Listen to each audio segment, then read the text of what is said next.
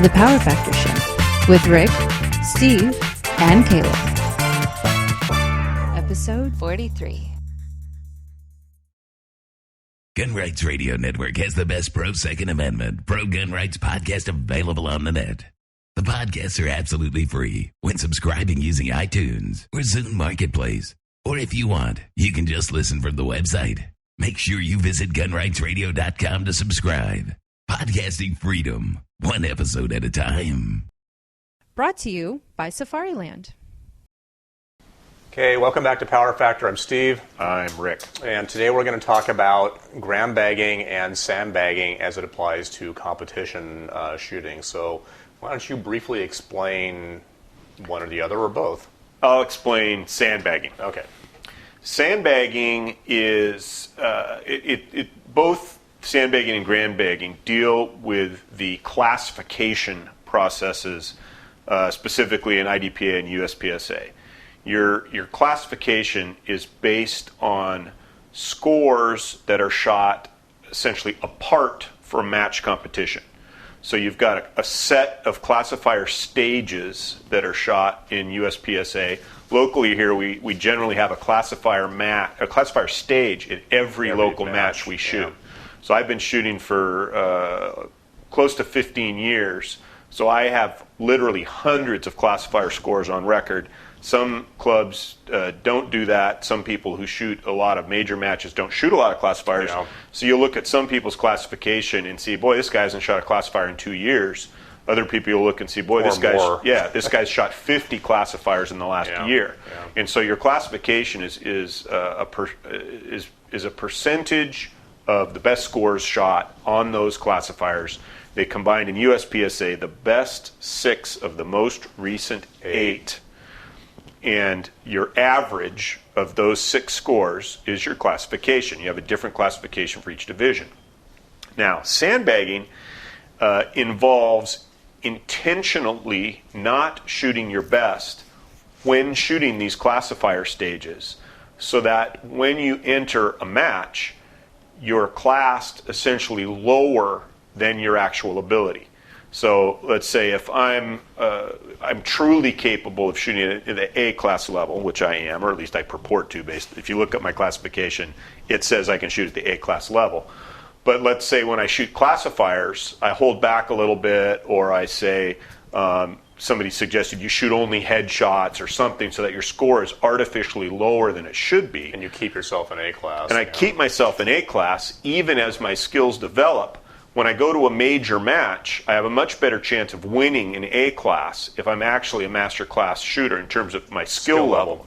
And so some shooters would rather, let's say, win at a lower classification than shoot at their natural classification level, where their skill level would normally fall out. I mean, you can't avoid, if you don't sandbag or gram bag, which we'll get into, your classification should reflect your on-demand ability. And so if you're shooting it at lower level when shooting classifier stages, that's sandbagging. And the idea is that it's cheating because you should be shooting at a higher level. But from the shooter's mind, from their standpoint, the person who's doing the sandbagging, they're more interested in winning than they are in competing at the best level they can. They're effectively manipulating the system to maintain a artificially lower classification than what their true representation of skill is.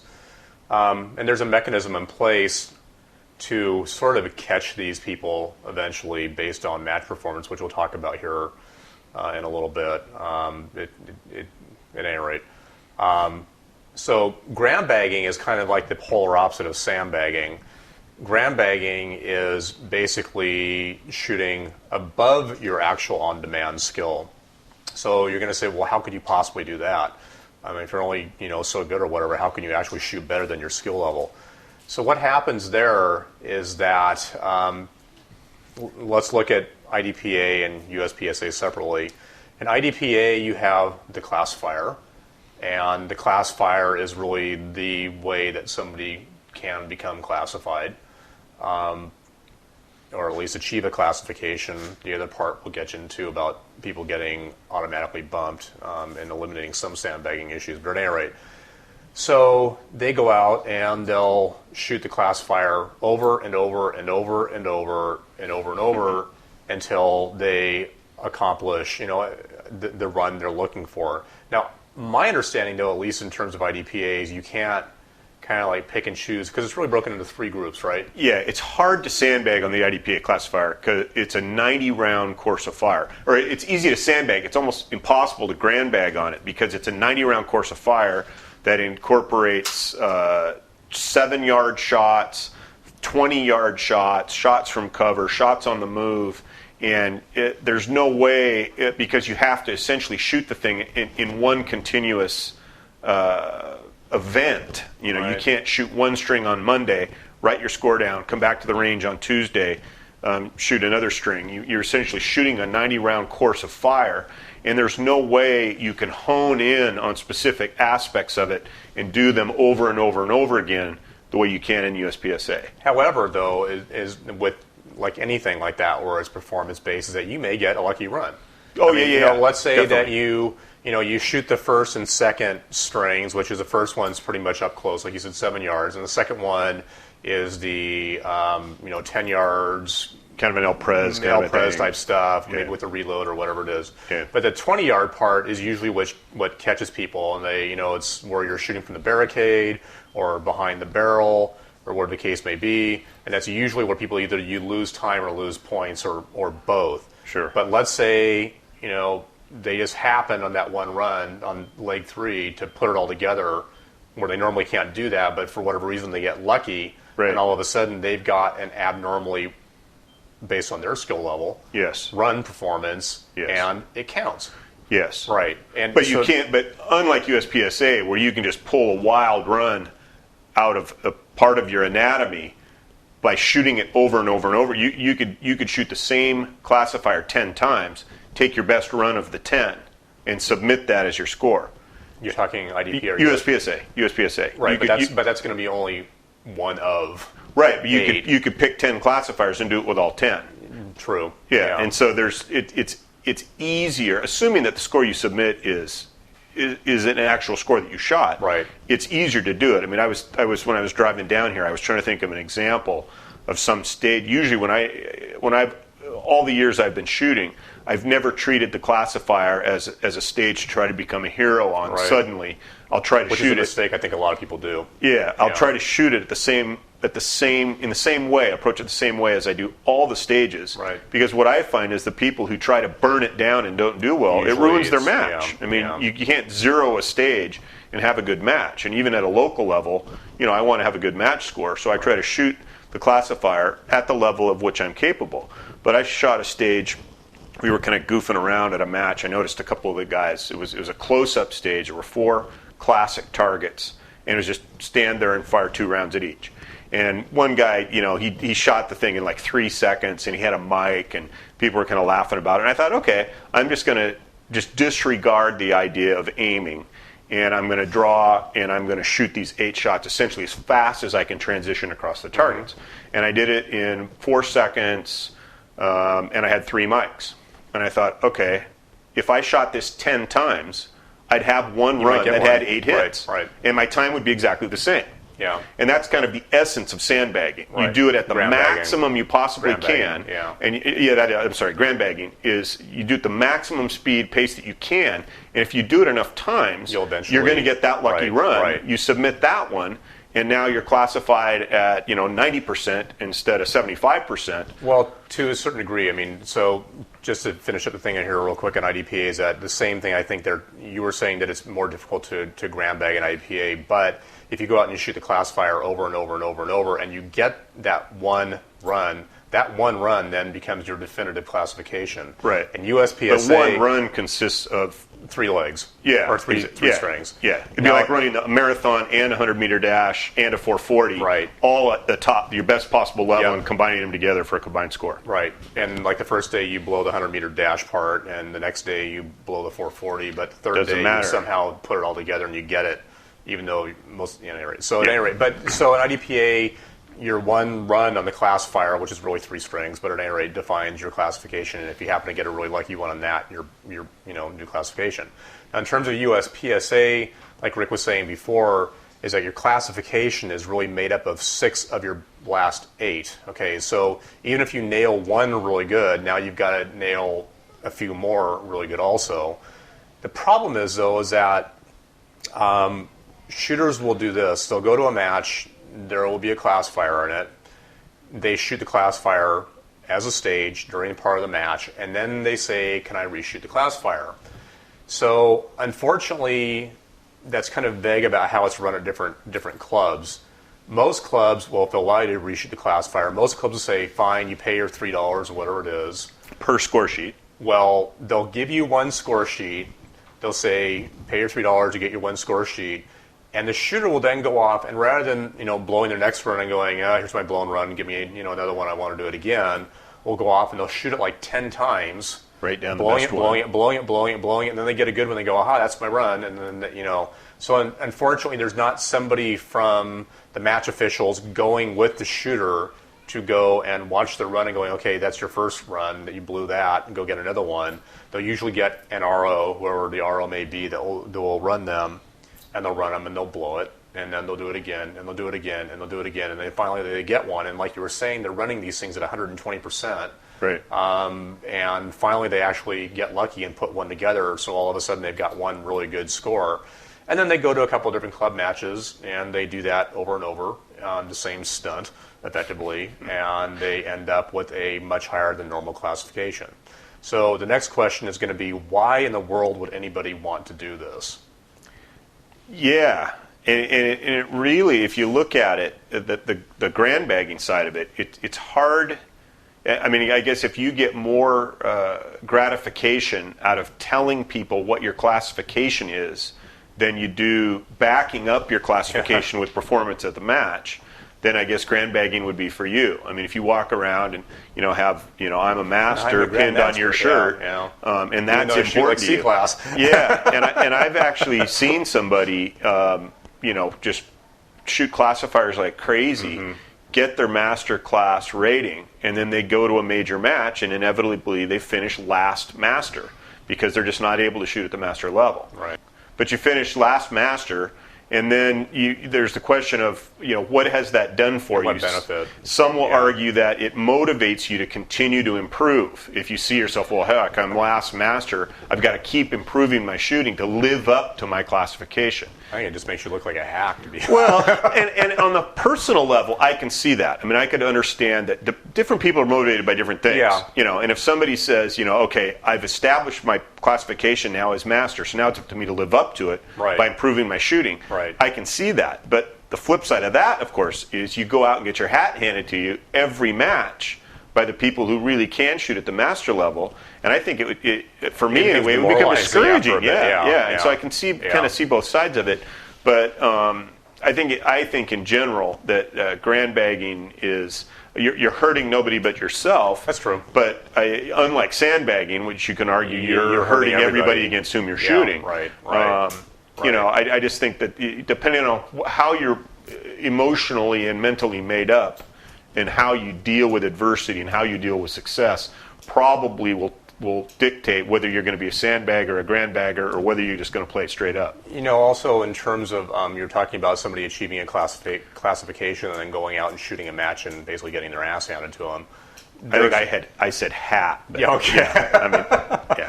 But there's another, I would say, problem in at least in my mind, in terms of USPSA, the classification system, is that the classifier stages are basically static stand-and shoots for the most part. There are some stages, first off, there are some stages that have, I would say, an artificially low hit factor that are easy to score, fairly easier to score really high numbers on. And there's other ones that are extremely difficult. I mean, there's been ones that I've shot, and it's like, I go, there is no way that I could shoot that any better or any faster than what I did. And you look at your number, and it's like 72%. It's like I just can't do it any faster than this. Right. And there's other ones where you go, that didn't feel that bad. It's 103. So it just happens. But at any rate, the point being is that the classifiers in USPSA are fairly static nature classifiers. There's no movement. Usually it's an accuracy or reloading contest for the most part. Fairly fast draw. But you look at any given match, and you have to break down stages, you have to run, You have to come up with a pretty aggressive stage plan or some idea, and you have to execute it. And a lot of that really is different than what you do in Classifier. So you can see people who do really well at what we're going to call stand and shoots or static stages where you're not being required to move. There's no stage strategy to figure out what to do in a Classifier. It's very clear. They tell you what to do. And they then go into, they may be really good at shooting stages like that, and they go into a match which has complex stages with movement and whatnot, and they just don't do well. It's just... From my perspective, I can tell you that standing and shooting is the least of my abilities. I think, for instance, El Presidente is kind of, for 40 years, has been kind of a general yardstick of people's ability as a practical shooter. Right. If somebody says, I can shoot a 4-second El Pres... Cooper used it as a mechanism for determining classifications back in the day. Yeah, and 40 years ago, a 7-second El Pres was considered to be a pretty good run. Yeah.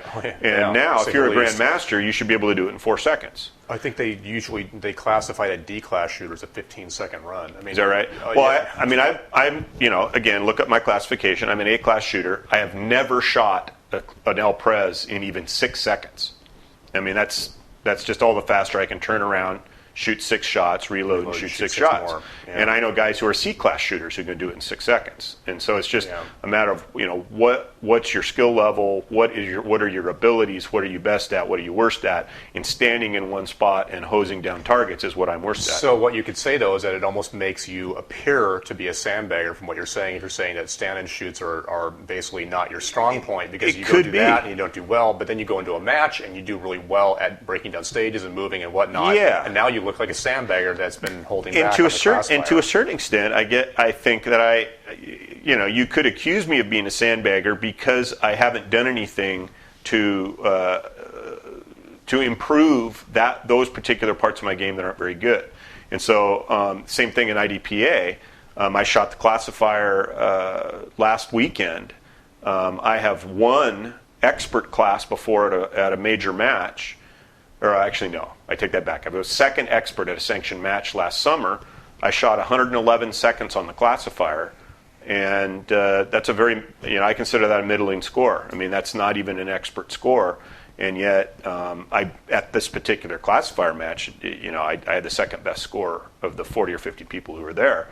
But if I can go to a major match and mix it up with the experts and masters over the course of 10 or 15 stages, and then I go to shoot the 90-round Classifier and can't even shoot an expert score, that would seem to suggest that I'm sandbagging. Yeah. But then you get back to just like in USPSA, where the Classifiers are generally stand in one place and hose down close-range targets. In IDPA, the Classifier consists of a 90-round course of fire, and 1/3 of the shots are fired at either 15 or 20 yards.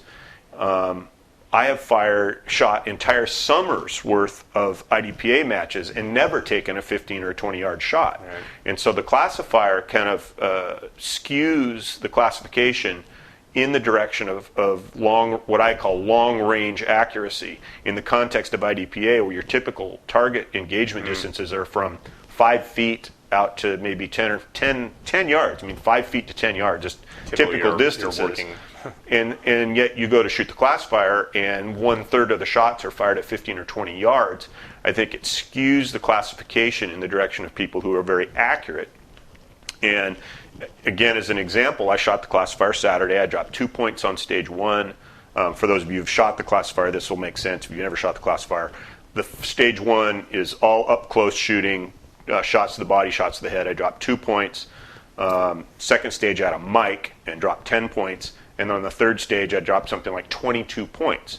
Well, 22 points is 11 seconds, just, right off the top of my score. And the last time I shot the Classifier, which was like a month ago, I dropped 9 points on stage 3. Wow, that's pretty good. So the difference, 22 points and 9 points, if I had dropped 9 points on Saturday, I would have made expert. And so it's just one of those deals where I shoot the Classifier, I shoot the whole thing, I say, okay, I screwed up stage 3. Well, the last time I shot it, I screwed up stage 1.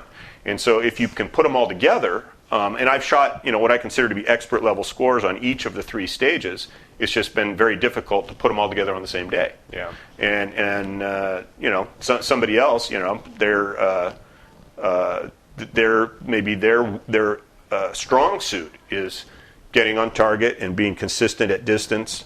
And yet when it comes to jumping in and out of shooting positions, going from squatting to kneeling to standing to, starting and stopping, that's the weakness in their game. And so even if our Then they'll look our like a classification, grandbagger. our classifications are equivalent. Right. When you get into a match situation, your strengths and weaknesses on the Wheels fall classifier off, can make yeah. you look different Right. in match performance than how you look on the classifier. So that's the performance. unfortunate thing, is that somebody can look like a grandbagger or look like a sandbagger, but in reality, it just is really exposing how they shoot the classifiers versus how they shoot stages and matches, or vice versa. And then that brings up the question, should the classification system reflect how a person should be projected to do when they shoot matches, Right. or is it just an independent test of skill? Well, that brings up I guess a good segue into the concept or the idea that sandbaggers will eventually, hopefully, get caught up based on their match performance, and you can explain that better from an IDPA's perspective, but don't you have to shoot or you have to win something or other or whatever? Well, if you shoot a sanctioned match, which is, in general terms, it's like a state championship, regional championship, national championship, and the courses of fire are approved at the higher level, and so it gets the sanction of IDPA. If you win your classification and it's a big enough match, you'll automatically get bumped up to the next classification. And that's one of the things about the USPSA sandbagger, is they hold back when they shoot the classifier, but they go all out when they go to the major match, because nothing's going to happen to them to ruin their lousy classification. They can win their division, win their class, but it's not going to affect their classification. Actually, it can. They can get bumped by decree. I mean, so what happens? So the thing with the USPSA, and I can't remember exactly how it works, and if I had the rule book, I could tell you, but I think it's primarily for area matches. And if you go to an area match and your final placement ends up resulting in you winning the classification that is higher than you. So let's say you're a B-class shooter. Right. And your final placement ends up beating all the A-class shooters. Right. But doesn't it have something also to do with how many grandmasters shot the match? There may be some part of that. Because obviously, if you went there it has to be a big enough match. I mean, but that's just it. I mean, an area match, and it probably has some requirement number of grandmasters that are there, or whatever. It may be three in the division or something like that that you're in. So if you're shooting limited, there's 3 grandmasters shooting limited, and you're a B-class shooter and you beat all the A-class shooters, you're going to get bumped to A-class. Yeah, and in an IDPA, it only matters how many shooters you beat in your class. So if you win, let's say, sharpshooter class, and there were 10 shooters in sharpshooter in your division, you get an automatic bump. And also, if the total number of shooters that you beat is 10, including your division and the division ahead of you, you get bumped. So if you beat 8 in your division and 2, or 8 in your class and 2 in the class ahead of you, that's still beating a total of 10. So 10 is the magic number. 10 is the magic number. Okay. And if there's 20 shooters, then the second place guy gets bumped too. Okay. And if there's 30 shooters, the third place guy gets bumped too. So the bigger the match, the more people can get bumped. So both systems, or both sports, I should say, had their mechanism of some basically bar is set at some point. In USPSA, let's say it's 3 grandmasters in your division. In your case, it's 10 shooters or 10 whatever shooters, it is in the class, whatever. So they both have their system for trying to catch up or catch the people who are sandbagging. And I don't think that's why it's in place necessarily, but that's the effect that it has. I mean, it's not, you don't look up the sandbagger rule in the rule book. No, they're right. But that's the effect that it has, is catching. Sandbaggers.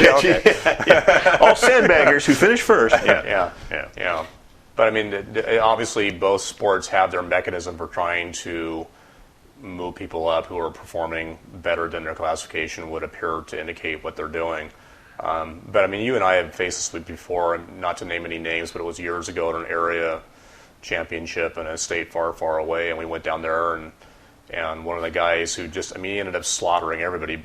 I think at the time you and I were both A-class shooters or whatever. And he was B-class. He was B-class, and he beat the master class shooters or whatever. And he hadn't shot a classifier. He shot like 2 classifiers in 3 years. Who is this guy? And we went back and looked, and it's like, he hasn't shot a classifier in God knows how long. So clearly his abilities had outstripped. He'd been practicing a lot in the last 3 years, and his abilities were way ahead of his classification. Yeah. So you're going to run into it. And then also there's, within both sports, you don't have to compete in the division in which you have your highest classification. That's true.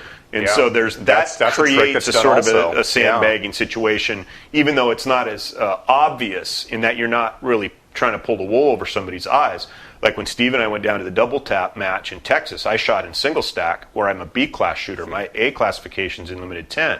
So I go down there kind of feeling like, well, I'm in a clean house in B class because, well, it didn't pan out that way. But there is an element of that. You will see a shooter in, like, I usually don't care what shooters' classifications are unless they're in my division. And then I'll want to see, okay, here's a guy who's an A class shooter. And I'll sometimes look the guy's classification up to see, okay, is he like me, where his highest classification is in this division, or is he, let's say, he's a limited master who's slumming in limited 10. Right. And so then I've got that guy. I kind of, okay, that guy's probably, I'm not going to be able to keep up with that guy. And I don't look at it as a matter of, I'm discouraged. It's just a matter of, this guy has an 85% classification, right. And if I've got a 75% classification, I'm probably not going to beat him unless I have my best day and he has his worst.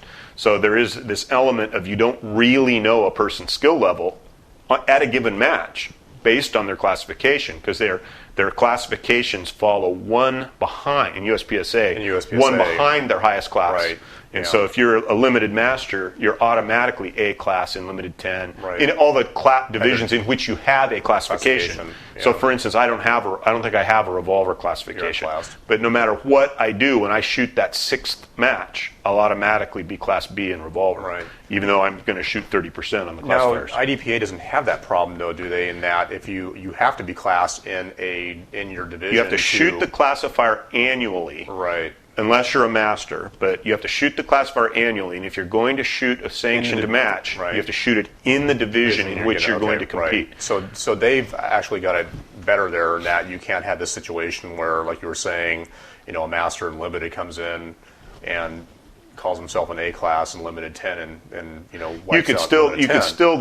could still sandbag your classifier run in the division in which you're going to compete. Well, okay, so that's an interesting point. Can you be an IDPA master in stock service pistol and then just completely sandbag your run and become a marksman or whatever, or did they say, okay, well, you're one down? If you've not shot the classifier in a given division, you're unclassified, right. Which I think is the same as USPSA. Right. And then once you shoot the classifier, that's your classification. So you could be a master in, let's say, stock service pistol and a novice or a marksman in limited 10, or not limited, I'm mixing up my sport. CDP. In CDP. And so there is another element of, if you're trying to manipulate the system, there is room to manipulate. And I remember I ran a guy through the classifier.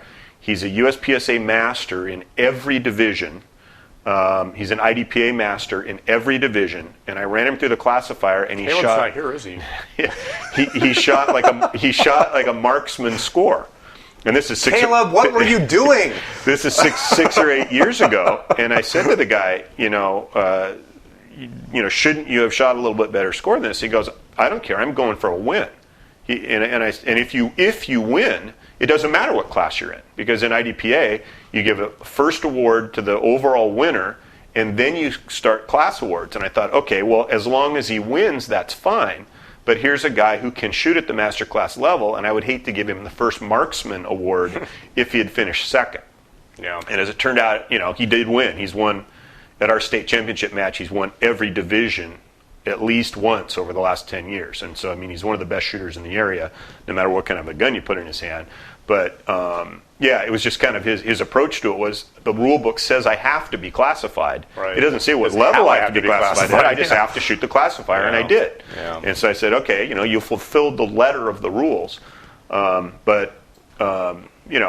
his philosophy wasn't, he wasn't trying to cheat, he wasn't trying to shortchange anybody. You don't call that cheating. Well, no. If he had got the marksmanship award, he probably would have taken it home and thrown it away. He wouldn't have gone on YouTube with it and said, see, I'm the marksman champion.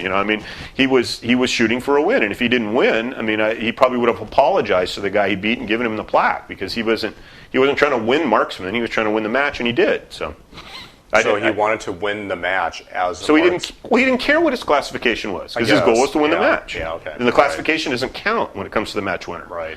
So it was kind of a novel approach, but he wasn't sandbagging. He's just like going, I shot it because the rule says I have to, and then he went out and won the match. Yeah. Okay.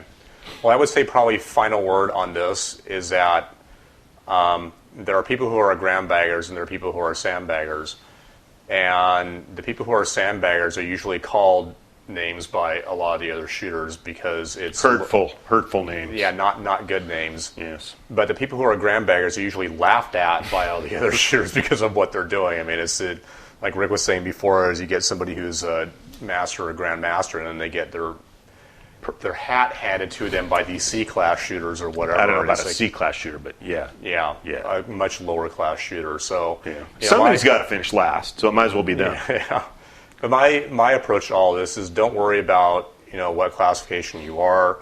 Go out there, shoot like you normally shoot, have fun. Who cares? I don't master class, whatever. I don't care. It's just a thing, and it doesn't matter.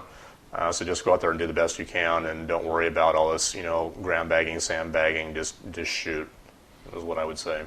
Yeah, I always try to shoot up to my ability, but I have no illusion about what my ability is. I just go out there and approach classifier stages like any other stage, and sometimes I do well, sometimes I don't, but I don't put any extra effort or different effort into it. That's key there, is that a lot of people will shoot the match, and then they'll go into the classifier, and they're going to go, I'm going to crank it up 5 or 10%. Hopefully all the rest of the stages have been shooting at the best of their ability, but now they're going to push themselves 5 or 10% above their abilities. And if they happen to get it, and it results in them getting bumped in classification, all of a sudden they're kind of stuck because they just got themselves, like we're saying, they got themselves pushed up higher than their natural ability, and now all of it, let's say they weren't intending to gram bag, but they wanted to post a really good run in that classifier, and they do it, and all of a sudden, they find out next month that, hey, you just got in your next division, or I'm sorry, the next class. Yeah. And they didn't want to, but they did it. So just shoot your classifiers like any other stage in the match, and don't crank it up. Don't push yourself beyond your abilities. I mean, it's a good idea to push, but don't, turn it. This one goes to 11. Right, exactly. Yeah. Go out for a bite, come back, and still hear that one. So anyway, it's got sustained. That's right. Yeah. I can still hear that one. Okay. Anyway, so another trivia question. What are we talking about? But that's it for gram bagging and sandbagging. Thanks for joining. If you want to contact us, you can send us an email at powerfactorshow@gmail.com, or just visit the show at powerfactorshow.com. And then the Facebook. Caleb just rattles it off like that. Facebook.com/powerfactorshow. There you go. Yeah, so I can do it, can I? Yeah. When he was practicing in Spain. That's what he was doing the whole time he was in Spain. Okay, so I'm Nigel. I'm Shift Right. Okay, and all right, see ya. See ya.